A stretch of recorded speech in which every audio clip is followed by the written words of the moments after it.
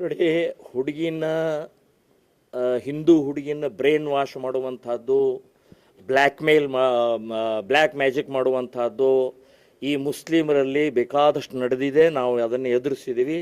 ಈಗ ಅವನು ಖ್ವಾಜಾ ಅನ್ನುವಂಥವನು ಬರೇ ನಮ್ಮ ಒಂದು ಗಾಯತ್ರಿ ಅನ್ನುವಂಥ ಒಂದು ಹುಡುಗಿ ಅಲ್ಲ, ಇನ್ನೂ 8-10 ಹುಡುಗಿಯರ ಜೊತೆಗೆ ಅವನ ಸಂಬಂಧ ಇದ್ದಾವೆ. ಎಲ್ಲವನ್ನು ಹೊರಗೆ ಹಾಕ್ತೀವಿ.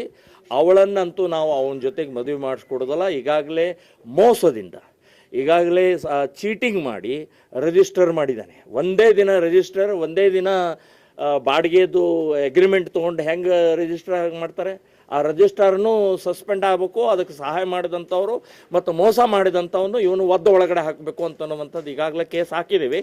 ಸೊ ಇದನ್ನು ನಾವು ಯಾವುದೇ ಪರಿಸ್ಥಿತಿಯಲ್ಲಿ ಗಾಯತ್ರಿಯನ್ನು ಬ್ರೈನ್ ವಾಶ್ ಮಾಡಿದಂಥ ಆ ಇಸ್ಲಾಮಿನ ಶಕ್ತಿಯ ವಿರುದ್ಧ ಹೋರಾಟವನ್ನು ಮಾಡ್ತೀವಿ. ಅವಳನ್ನು ಮತ್ತೆ ವಾಪಸ್ ತರ್ತೀವಿ ಅಂತನ್ನುವಂಥದ್ದು ನಾನು ಹೇಳ್ತೀನಿ. ಇವತ್ತು 164 ಸ್ಟೇಟ್ಮೆಂಟ್ ಇದಾಗುತ್ತೆ ಕೋರ್ಟಲ್ಲಿ, ಅಲ್ಲೇನಾದರೂ ಮತ್ತು ಅವನ ಪರವಾಗಿ ಮಾತಾಡಿದ್ರೆ ಮುಂದೇನು? ಇಲ್ಲಿ ನೋಡಿ, ಇವತ್ತು ಸಾಂತ್ವನ ಕೇಂದ್ರಕ್ಕೆ ಕಳಿಸಿದ್ದಾರೆ.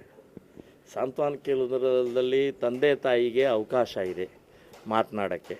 ಸೊ ಆಕೆ ಹೇಳ್ತಾ ಇರೋದೆಲ್ಲ ಸುಳ್ಳು ಹೇಳ್ತಾ ಇದ್ದಾಳೆ. ಅವಳು ನಾವು ಅಲ್ಲಿ ಚಿತ್ರೀಕರಣಕ್ಕೆ ಹೋಗಿದ್ದೀವಿ, ಇಲ್ಲಿ ಹೋಗಿದ್ದೀವಿ, 3 ತಿಂಗಳಾಯಿತು ಮದುವೆ ಆಗಿ, ಎಲ್ಲ ಸುಳ್ಳು ಹೇಳ್ತಾ ಇದ್ದಾಳೆ. ಇದನ್ನೆಲ್ಲ ಬ್ರೈನ್ ವಾಶ್ ಮಾಡಿದ್ದಾರೆ ಅವಳದ್ದು. ಇದೆಲ್ಲ ಇಲ್ಲಿವರೆಗೆ ನಾವು ಸಾವಿರಾರು ಹಿಂದೂ ಹುಡುಗಿಯರನ್ನು ಅಪಹರಣ ಮಾಡಿದಂಥವ್ರು ನಾವೆಲ್ಲ ಮುಸ್ಲಿಮರ ಆಟ ನೋಡಿದ್ದೀವಿ. ಇವತ್ತು ಇಸ್ಲಾಮಿನ ಈ ರೀತಿಯ ಆಟಗಳನ್ನು ನೋಡಿದ್ದೀವಿ. ಈ ಆಟ ನಡೆಯಂಗಿಲ್ಲ.